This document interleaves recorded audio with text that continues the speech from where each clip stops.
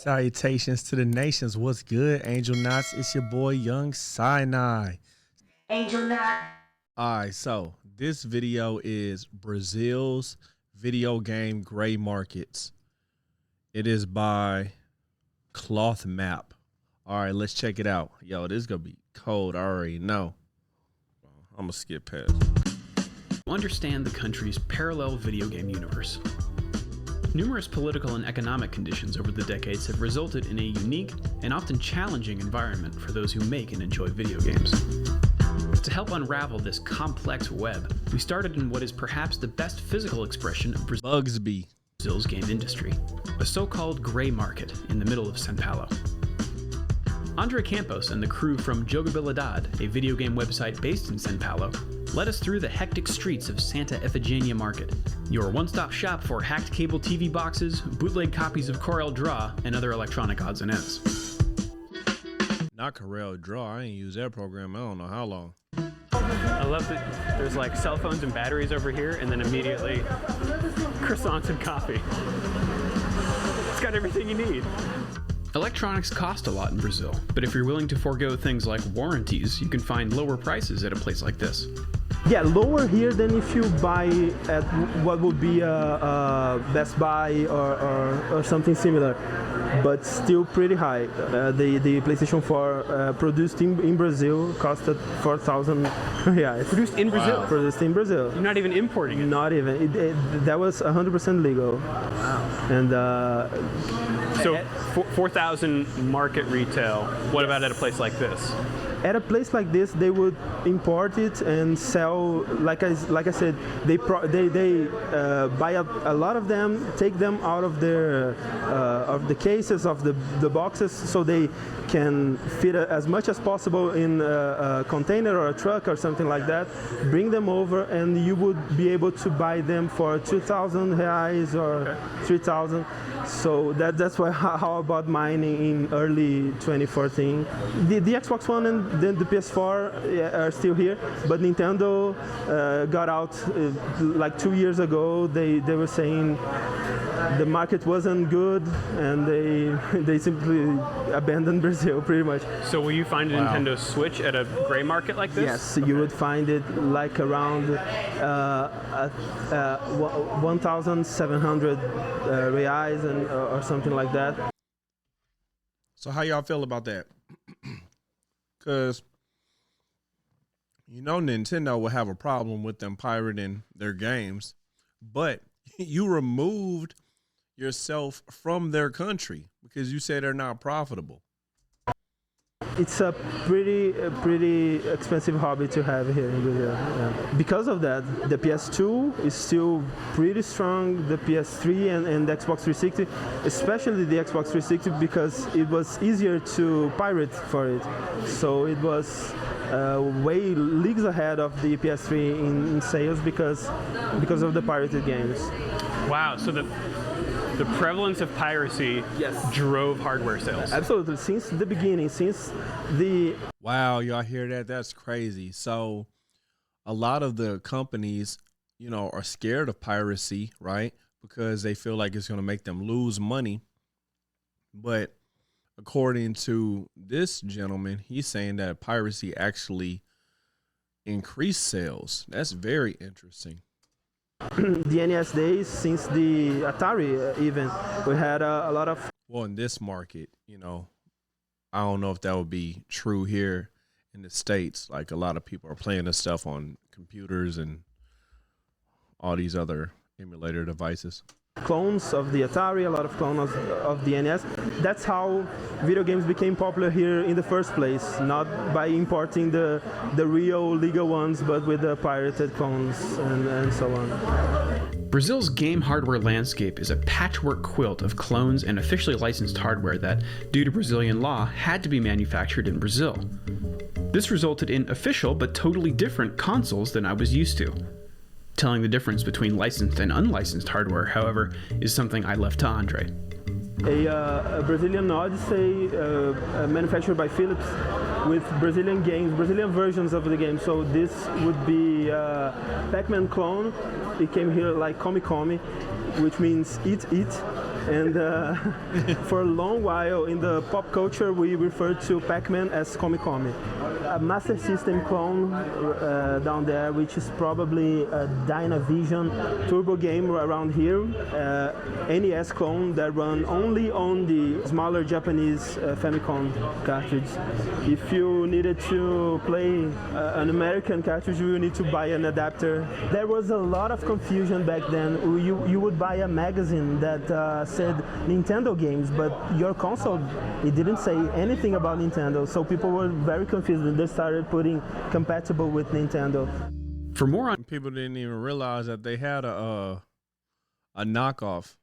Brazil's game hardware anomalies, we chatted with Gus Lanzetta, who, among many other things, helps run the SHVB, a game preservation project dedicated to Brazilian games. So what is this? So this is actually our first locally produced game console. Okay. This is a telejogo. So this is a Pong machine. You have game or practice. This is what They got like a whole Silicon Valley there. channel it's going to transmit over because it's RF, so it's channel RF, 3 or channel 4. Get your nice RF cable here. Oh yeah, let me show you that. It's PAL M, which is our video standard. During the dictatorship, they didn't want people importing stuff. They wanted the industry here to thrive. So they would go awesome. like, oh, so you can't import U.S. It's awesome and not awesome at the same time. equipment for your TV station because it's going to be the wrong color standard. Right. So manufacturers had to import the stuff, adapt it, and then sell it. So we have the Telejogo 2. And what year were these produced? These, the first one is like late 70s, and I think this one is still late 70s. But they did this well through the 80s. Oh, and this is multi-voltage. Hey, look at this. Because we have different voltages in different regions of the country here. Okay. So this is prepared for any region. That's so but then cool. we move ahead in time. Yes. To the Atari 2600. Light years. Which was licensed by a company called Milmar here, and they did the Dactar. Which is this. They officially licensed it from Atari to produce it in Brazil? Yes, see this? Atari is a trademark of Atari Incorporated. Why wouldn't Atari just sell it in Brazil, sell the Atari in Brazil? Since we were going through a time, it was a military dictatorship, it was a very protectionist economy. You know, they wanted the industry here to thrive. It was, I guess, similar to what Korea went through, where you couldn't really sell imported electronics. Like you needed to have like a local representative. So you had like JVC and other companies like that manufacturing the Saturn in Korea in the 90s. So I think it's kind of like that. They licensed. That dude who's talking, he needs to write a book because he just knows a lot about Brazilian video game history. It to another company. To a Brazilian company. Gave them the technology basically to then produce in Brazil and be able to sell it. Okay. And sometimes it would like they would import like the boards completely ready and just done, and they would make the carcasses and stuff like that. That still happens now with the PS4. Kind of started out that way, and I think it still is that way. Okay. But it helps you get around some tax stuff. So just assembling it here was already, So you can say it made in Brazil. Made in Brazil, nice. Yeah. This was our Atari joystick. It looks more like a flight stick, which is... Yo, that Atari joystick low-key is better than the one for the 2600 here. Like, I would have much rather play with that. Way cooler. It's way more, like it fits your hand better. Yeah. And it's kind of like a copy of the VCS. It looks very similar. Yeah. So. And because it's licensed Atari hardware, Atari games will work on this? Yeah. Just we have like I showed you a cartridge right here. Yeah. This is amazing. This is like this was a regular box. Like you can find a lot of Atari games with this like just this logo, and it just means like. Just in case there was any confusion. Yeah. It's a cartridge with advanced technology. Oh, that's cool. And you see, that's very advanced. That is very advanced because you have 4 games. So like this, you have game 1, then game 2 is like this, and then game 3 is this, and then game 4 is like that. That's dope. Are these again officially licensed? Yes. And sold by Dactar? Yeah. Okay. They were, because since we didn't have any Atari games like that, did we? That had the Switch. That's something that they made there natively in Brazil? I had a 2600 and I never seen anything like that before. It's super dope though. Atari didn't they didn't publish, I think, all of these games. They didn't care. Okay. Right? And even stuff like Gradiente, which would later license the NES to bring it over, they had their own NES clones and they had some unlicensed, like they would bring over games without licensing them. So there's a lot of, kind of shady stuff happening back then just to get games here. Tectoy, which is the company that brings over Sega stuff to this day, old Sega stuff, not like 360 games, but they were formed by people that Gradiente had kind of made a division to like go research games, see if we can bring games over here, see what's that. So they traveled, they made contacts, they figured out the industry, and they were like, we can make a lot more money if we just make our own company. So they left Gradiente and opened up Tectoy, and then they were like, oh, we have a company now, you should license stuff to us. So they brought Sega over, and then people were trying to bring over Nintendo, and that took a while. I think Nintendo was harder to convince to like, oh, let us make cartridges here, let us assemble NESs and SNESs here. They're more protective company, I guess, than Sega was, and that probably made them take a while to come here. Back at Santa Efigenia, Sega's head start was clearly visible in the sheer volume of games on shelves.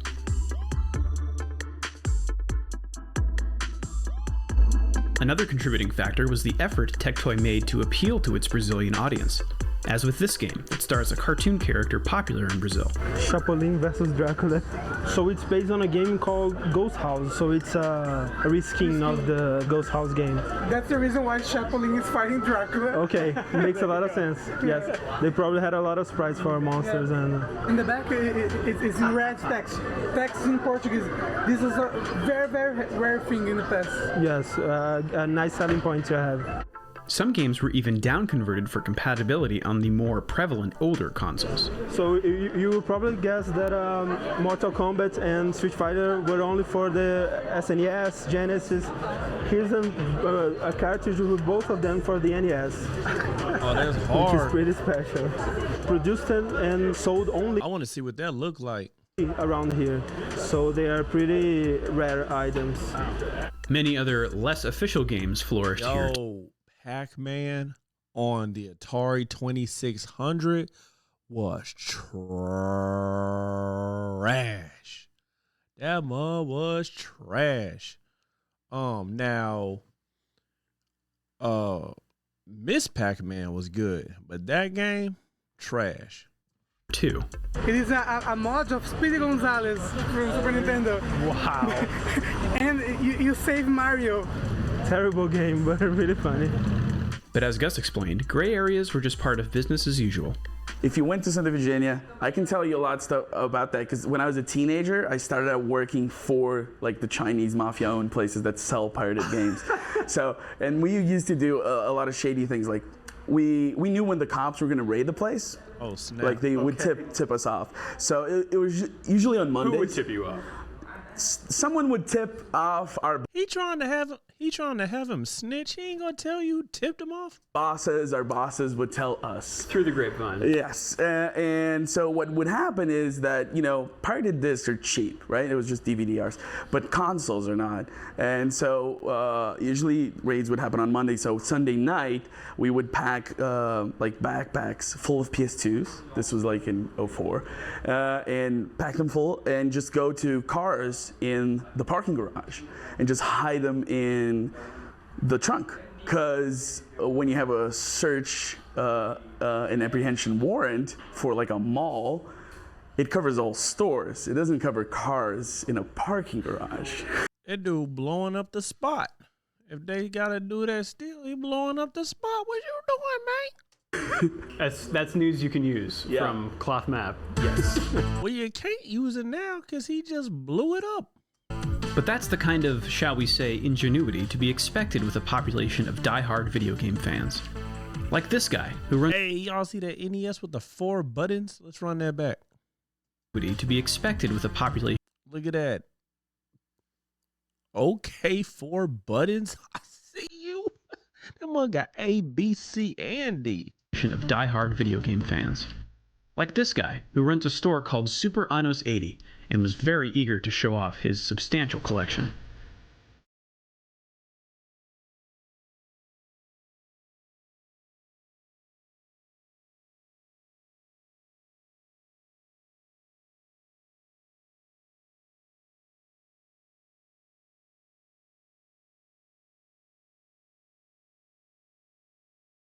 Hey, yo, that Zelda NES was hard.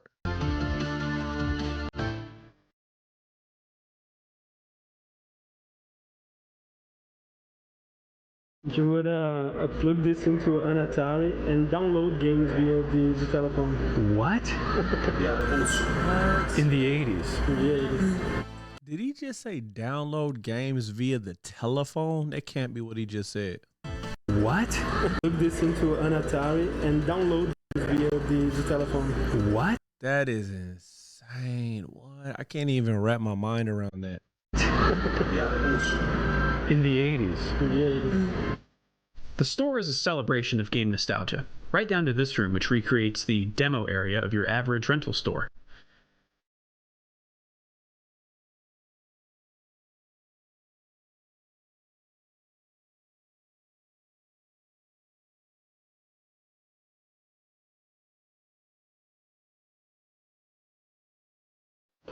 Back at Gus's place, I got some hands-on time with another nostalgia bomb, a Master System with dozens of built-in games. Oh yeah. SNES Classic, Eat Your Heart Out. Yeah. Well, don't, because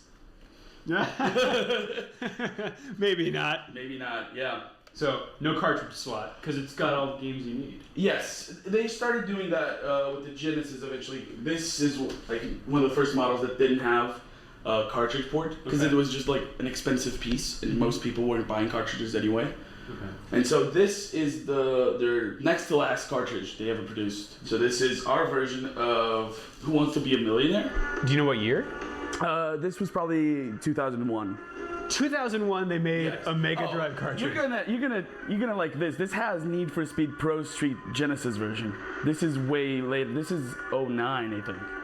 And when you say like versions of those games, are they hacks? Are they unofficial ports? They're official licensed by EA, and they, from what I can get, there's not a lot of information, but from what I've played of it, it looks like just ports of mobile versions. And those games, in theory, if made on a cartridge, would run on a Genesis or a Mega Drive. They would. There's like the main game on that wouldn't, because it uses an extra sound chip, because it's a Guitar How much space can a Genesis cartridge hold? Hero for Genesis, and it has actual vocals on it. Oh yes. My world's on fire, how about yours? That's the way My bad, I gotta skip that, man. YouTube go freaking strip away my monetization before I'm even monetized. Means help. Yeah. All right. They already sending me copyright claims.